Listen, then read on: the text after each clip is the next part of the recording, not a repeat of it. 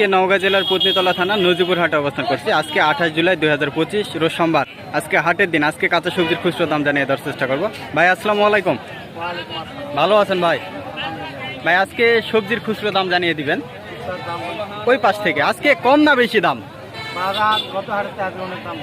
বেশি। আচ্ছা ওই পাশ থেকে দেখা যাক। পেঁপে 20 টাকা কেজি। আপনার এই যে শশা 40 টাকা। আপনার কচুও 40 টাকা। আপনার এই যে কাঁচামরিচ 20 টাকা পোয়া। গত সোমবারে মনে হয় 40 ছিল। আচ্ছা অর্ধেক হয়ে গেছে, মানে 80 টাকা কেজি কাঁচামরিচ। আলু মাত্র 10 টাকা কেজি। করল্লা 80 টাকা কেজি। করল্লার দাম তো ব্যাপক। আপনার ওই যে পটল 30 টাকা কেজি। আপনার ওই যে ওই পাশে বেগুন আছে 60 টাকা কেজি। এই তো মোটামুটি আইটেম। আচ্ছা তাহলে মোটামুটি কিছু কিছু জিনিসের ক্ষেত্রে দাম অনেকটা বেশি। পেঁপের দাম কমছে, কাঁচামরিচের দাম কমছে,